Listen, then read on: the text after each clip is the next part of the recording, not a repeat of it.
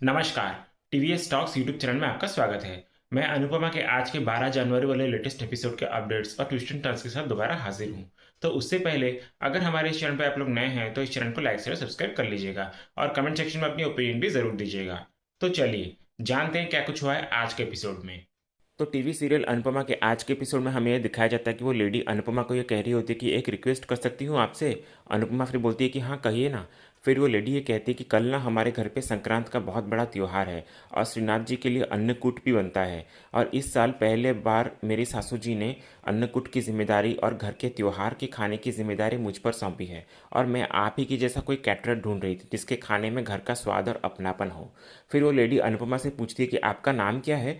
अनुपमा फिर बोलती है कि मेरा नाम अनुपमा है। फिर अनुपमा उनसे उनका नाम पूछती है तो वो लेडी अपना नाम मिसेस ख्याति पराग कोठारी बताती है। राई फिर तभी कहती है कि कोठारी, वही वाली कोठारी जिनके बहुत बड़े बिजनेस है।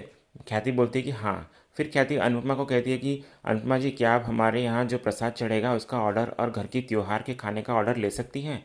अनुपमा फिर बोलती है कि श्रीनाथ जी की सेवा करने का मौका दे रही हैं आप, तो मैं मना कैसे कर सकती हूँ, थैंक यू। फिर ख्याति ये कहती है कि ठीक है तो फिर कल आपके टीम के साथ हमारे घर पे आप आ जाइएगा। अनुपमा फिर बोलती है कि जी ज़रूर। दूसरे सीन में फिर प्रेम भी मंदिर के बाहर तक पहुंच जाता है और राही को कॉल लगाता है। फिर इधर से राही भी कॉल उठाती है तो प्रेम बोलता है कि हाय बेबी, ऑर्डर डिलीवर करके वापस ही जा रहा था तो सोचा तुमसे पूछ लूं कि मैम और तुम फ्री हो गई हो ना, तो साथ लेकर चलता हूँ। राही फिर बोलती है कि हाँ हम फ्री हो गए हैं। फिर प्रेम इधर से कहता है कि अच्छा मैं भी माता रानी के दर्शन कर लेता हूँ, अब यहाँ तक आया हूँ तो। इधर फिर दूसरी तरफ ख्याति जाने लगती है तो अनुपमा उनको बोलती है कि वैसे ख्याति जी एक माँ को एक माँ से मिलकर अच्छा लगा। ख्याति फिर बोलती है कि मुझे भी बहुत अच्छा लगा तो कल मिलते हैं, कहकर ख्याति वहाँ से चली जाती है। फिर आते वक्त ख्याति को एक गरीब बूढ़ी औरत दिखती है जो इसे देखकर कहती है कि बेटी, तुझे देखा तो मुझे लगा जैसे मेरी बेटी ही वापस आ गई है, सालों से उसे नहीं देखा, पता नहीं कहाँ होगी वो। फिर ख्याति ये कहती है कि कोई बात नहीं, आप मुझे भी अपनी बेटी ही समझिए। फिर ख्याति उस बूढ़ी औरत को एक शॉल उड़ाते हुए उसकी हेल्प करते हुए नजर आती है, जो इधर से अनुपमा और राही देखकर बहुत खुश होती हैं। और फिर इधर ख्याति उन्हें जय श्री कृष्ण बोलकर चली जाती है। फिर राही इधर कहती है कि ये माँ होना भी कितना मुश्किल है ना मम्मी। अनुपमा फिर बोलती है कि पर ये जीवन की सबसे बड़ी खुशी भी है बेटा, इसीलिए बस माता जी करें इन्हें इनका बेटा बहुत जल्द ही मिल जाए। फिर दूसरी तरफ इधर प्रेम मंदिर के अंदर आ रहा होता है दर्शन करने के लिए और इसी बीच ख्याति भी वहीं से बाहर जा रही होती है, पर दोनों एक दूसरे को नहीं देख पाते। फिर प्रेम इधर अनुपमा और राही के पास पहुंच जाता है तो राही उसको कहती है कि पता है प्रेम, एक लेडी हमसे भी अभी मंदिर में मिली थी और उन्होंने तुम्हारे और मेरे लिए माता रानी की चुनरी भी दी है। फिर प्रेम उस चुनरी को पकड़कर कुछ अजीब सा फील करता है। फिर अनुपमा बोलती है कि समझ लो कि माता जी और माँ दोनों का आशीर्वाद तुम दोनों को मिल गया। अगले सीन में फिर माही अन्नू की रसोई में टमाटर काट रही होती है, तभी अचानक प्रेम के बारे में सोचते सोचते माही की उंगली कट जाती है तो माही ये कहती है कि ये दर्द और भी बढ़ेगा अब जब तक प्रेम मेरे पास नहीं आ जाते। दूसरे सीन में फिर रास्ते में जीप से राही, प्रेम और अनुपमा साथ जा रहे होते हैं, तभी राही प्रेम को ये कहती कि अरे आज मंदिर में हमने भंडारा लगाया और आज ही हमें गुड न्यूज़ मिल गई। प्रेम फिर बोलता है कि कैसी गुड न्यूज़। राही फिर बोलती है कि मैंने तुमसे कहा था ना कि एक लेडी मिली थी हमें, सी इज़ वेरी रिच, बस मम्मी के हाथ का बना हुआ प्रसाद टेस्ट किया और उनके घर की पूजा का ऑर्डर उन्होंने मम्मी को दे दिया, हुआ ना ये गुड न्यूज़। अनुपमा फिर बोलती कि और हाँ इस लड़की ने इतनी मार्केटिंग की, क्या बताऊँ। फिर प्रेम इधर बोलता है कि पर ये तो बताओ कि ये लोग थे कौन। राही बोलती है कि बहुत बड़े लोग हैं, तुम सुनोगे ना तो बेहोश हो जाओगे। तभी अचानक प्रेम के फ़ोन पर 26 मिस्ड कॉल्स आए हुए होते हैं तो अनुपमा फिर प्रेम को कहते हैं कि इतने सारे मिस्ड कॉल्स ज़रा देखो तो प्रेम। प्रेम फिर देखकर कहता है कि मेरे दोस्त की मॉम की मिस कॉल्स हैं। कहकर प्रेम उनको कॉल करता है तो उससे पता चलता है कि उसके दोस्त का एक्सीडेंट हो गया है। फिर प्रेम अनुपमा को चिंतित होते हुए कहता है कि मेरे दोस्त का एक्सीडेंट हो गया है, वो और उसके पापा बहुत सीरियस है। अनुपमा और राई फिर कहती है कि तुम जाओ प्रेम, हम लोग चले जाएंगे अपने आप, और किसी भी चीज़ की ज़रूरत हो ना तो फ़ोन कर देना। प्रेम फिर बोलता है कि ठीक है मैम, बाय कहकर फिर प्रेम चला जाता है वहाँ से। राई फिर इधर बोलती है कि मम्मी कल इतना बड़ा ऑर्डर है और प्रेम चला गया तो हम मैनेज तो कर पाएंगे ना। अनुपमा फिर बोलती है कि हाँ करेंगे ना, करना ही पड़ेगा। दूसरे सीन में फिर किंजल और पाखी तोशु को कोई सीट्स चेक करते हुए देखती है तो पाखी पूछती है कि भाई आप ये पुराने बैलेंस शीट्स क्यों चेक कर रहे हैं। तोशु फिर कहने लगता है कि देख रहा हूँ कि नए साल में भी हमारा हालात पिछले साल वाले ही हैं, इतने सारे ऑर्डर्स मिलने के बावजूद भी हमने कुछ नहीं कमाया, बैलेंस शीट्स में अभी भी इनकम और खर्चे बिल्कुल बराबर हैं। ऊपर से मंदिर में मम्मी ने भंडारा लगाया है, जैसे कि पता नहीं हमें कितने करोड़ों का प्रॉफिट हुआ वो। पाकि फिर बोलती कि इतना सब कुछ करने के बाद हाथ में चार पैसे नहीं बचते हैं हमारे, तो मम्मी कंपनी बंद क्यों नहीं कर देती। तभी बापूजी वहाँ आकर कहते हैं कि जिस दिन अनुपमा कंपनी बंद कर देगी ना, तुम सब लोग तब भूखे मर जाओगे। मुनाफा और नुकसान तो बिजनेस का एक हिस्सा है, जीवन का हिस्सा है। भले ही हमने कमाई ज़्यादा नहीं की है पर घर तो चल रहा है ना, तुम सबके खर्चे तो पूरे हो रहे हैं ना। तोशु फिर कहता है कि बापूजी सिर्फ खर्चे पूरे होना काफ़ी नहीं होता है, सेविंग भी तो होनी चाहिए ना। और अरे हमने डबल काम किए हैं तो हमारे प्रॉफिट भी तो डबल होने चाहिए ना। पाकी फिर बोलती कि मम्मी के राज में प्रॉफिट होना वही बहुत बड़ी बात है। तभी अनुपमा और राही वहाँ पहुँच जाती है और कहती है कि प्रॉफिट होगा और फ़ायदा भी होगा, वो भी एकदम कमाल का। फिर अनुपमा आकर बापूजी को बोलती है कि आज कुछ ऐसा हुआ बापूजी कि हमारे जो आगे पीछे के नुकसान हुए हैं ना वो पूरी तरह से भर जाएंगे। तोशु फिर कहता है कि क्यों, कोई लॉटरी लगी है क्या। अनुपमा बोलती है कि लॉटरी तो नहीं लगी है लेकिन ये जो हुआ है वो किसी लॉटरी से कम नहीं है। कहकर फिर अनुपमा बापूजी को ऑर्डर मिलने की खुशखबरी देती है। इधर फिर दूसरी तरफ तोशु पाकी को ये बोल रहा होता है कि मम्मी वॉज सो राइट, जो भी हुआ वो किसी लॉटरी से कम नहीं है। अगर उन लोगों को हमारा खाना पसंद आ गया ना तो अन्नू की रसोई की तो वारे नारे लग जाएंगे। बा फिर तभी आकर बोलती है कि क्या बात कर रहा है तोशु, सच में। तोशु बोलता है कि हाँ, और आपको पता है बा, मैंने अन्नू की रसोई को सोशल मीडिया पे डाला था कि हम कोठारीज के लिए कैटरिंग कर रहे हैं। विद इन 10 मिनट्स 4 एनक्वायरीज आ गए हैं बा फिर कहती कि ये कोठारी बहुत बड़े लोग हैं क्या। तोशु बोलता है कि हाँ बा, गुजरात के टॉप रिच लोगों में से एक हैं। बा फिर कहती कि पर अगर बहुत बड़े और बहुत पैसे वाले हैं तो चिंता वाली बात है, क्योंकि जितने बड़े लोग हैं उतना उनका दिल छोटा होता है। तो अगर अनुपमा और राही ने कुछ भी गड़बड़ कर दी ना तो वो कोठारीज तो हमारी बैंड ही बजा देंगे।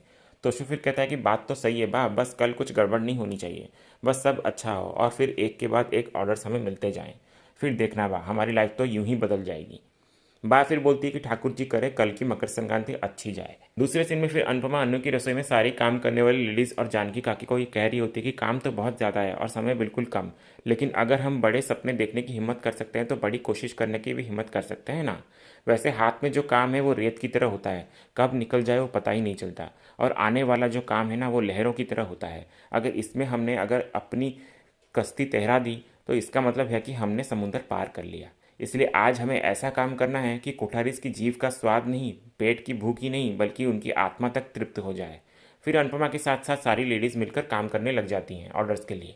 तभी उसी वक्त ख्याति कोठारी अन्नू की रसोई पे आती है तो अनुपमा उसे देखकर अचानक चौंक जाती है और आकर कहती है कि आप यहाँ अचानक, मतलब सब कुछ ठीक तो है ना, ऑर्डर कैंसिल तो नहीं करना है ना। हमने काम शुरू कर दिया है, कोई कमी नहीं होने देंगे और बेस्ट करेंगे। फिर ख्याति ये कहती है कि नहीं नहीं, मैं यहाँ ऑर्डर कैंसिल करने नहीं आई हूँ, बल्कि मैं तो यहाँ किसी और काम से आई हूँ। अनुपमा फिर कहती है कि कहिए ना, क्या सेवा कर सकते हैं हम आपकी। फिर ख्याति अनुपमा को एडवांस के कुछ पैसे देते हुए कहती है कि जल्दबाजी में आपको ऑर्डर तो दे दिया मैंने, पर एडवांस देना ही भूल गई थी, जैसे ही ध्यान आया मैं तुरंत यहाँ चली आई। फिर अनुपमा बोलती कि इसकी क्या ज़रूरत थी, आप काम के बाद भी तो दे सकती थी ना, आपने इतनी तकलीफ़ क्यों की यहाँ पर आने की। ख्याति फिर बोलती है कि बात तकलीफ़ की नहीं बल्कि सलीके की है, हम भी बिजनेस करते हैं और सलीका तो यही है ना कि एडवांस टाइम पे दिया जाए, तो ले लीजिए प्लीज़। फिर अनुपमा उन एडवांस के पैसे को रख लेती है और थैंक यू भी कहती है। फिर ख्याति ये कहती है कि जैसा कि मैंने आपको बोला था कि मेरी सासू माँ ने पहली बार मुझ पर इतनी बड़ी जिम्मेदारी दी है, और जब भी पहली बार कोई काम करते हैं तो घबराहट तो लगती है ना, और डर भी लगता है। और मैं आप पर कोई सवाल नहीं कर रही हूँ, बल्कि बस हाथ जोड़कर रिक्वेस्ट कर रही हूँ कि प्लीज़ मेरा सर नहीं झुकने दीजिएगा। अनुपमा फिर कहती है कि ख्याति जी ये क्या कर रही हैं, हाथ क्यों जोड़ रही हैं। फिर ख्याति बोलती है कि क्या है ना, मेरी सासू जी श्रीनाथ जी की बहुत बड़ी भक्त हैं, इसलिए उन्हें हर चीज़ उनके हिसाब से ही चाहिए। पूजा के मामले में कोई भी ऊंच नीच या लापरवाही उनसे बर्दाश्त नहीं। अनुपमा फिर इधर कहती है कि आप बिल्कुल भी टेंशन मत कीजिए, मैं भी बहू रह चुकी हूँ तो जानती हूँ मैं कि सांस कैसी होती है और प्रेशर क्या होता है, तो आप ज़रा भी फिक्र मत करिए, हम श्रीनाथ जी की सेवा में कोई कमी नहीं छोड़ेंगे।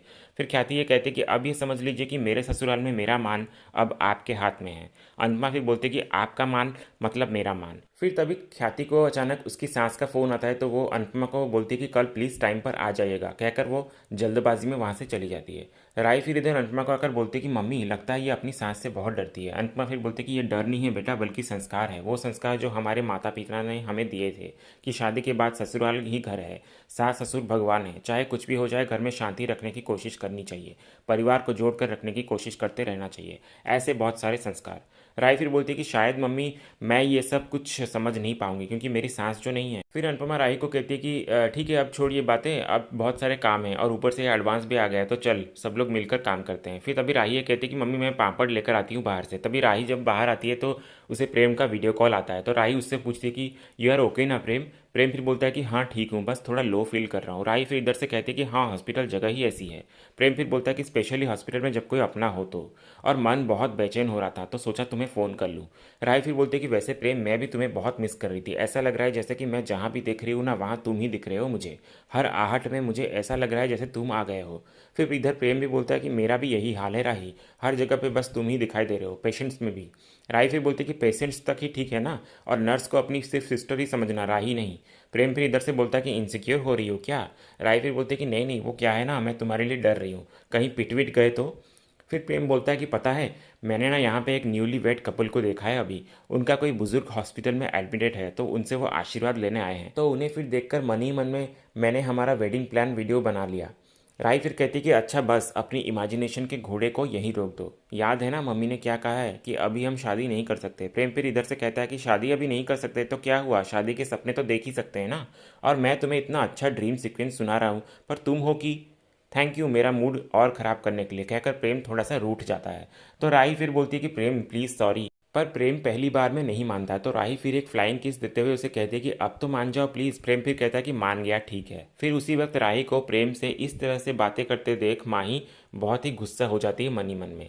फिर दूसरे सीन में अनुपमा, जानकी काकी और राधा मार्केट से खरीदारी करके रास्ते से आ रहे होते हैं। राधा फिर कहती है कि शॉपिंग में कितना ज़्यादा मज़ा आता है ना, घर पे बैठे बैठे बोर हो रही थी मैं, तो आप लोगों के साथ आई तो बहुत मज़ा आया, और साथ में डॉल भी मिली मुझे। अनुपमा फिर बोलती है कि तू तो खुश है ना, वही काफ़ी है। फिर अनुपमा जानकी को कहती है कि वैसे काकी, ख्याति बहन को हमसे बहुत उम्मीदें हैं और हमें उन उम्मीदों पे खड़ा उतरना ही होगा। जानकी काकी फिर कहती है कि उससे ज़्यादा उसकी खुसट सांस की। अनुपमा फिर बोलती है कि काकी, आप उनको जानती भी नहीं है, तो जिनको आप जानती नहीं है तो उनको क्यों बुरा बोलना। जानकी काकी फिर कहने लगती है कि अरे जिसकी बहू उससे इतना डर के रहे, ऐसी सांस को तो भगवान ना ही मिलाए तो अच्छा है, डरी हुई बहू मतलब डेंजर सांस। अनुपमा फिर बोलते कि ख्याति जी से मैंने वादा किया है कि उनके ससुराल में उनका मान गिरने नहीं दूंगी मैं, तो बस भगवान करे कि कल सब कुछ अच्छा हो और ये मकर संक्रांति ख्याति जी के लाइफ में एक नई शुरुआत लेकर आए, उनकी खुशियों की पतंग एकदम ऊंची उड़े।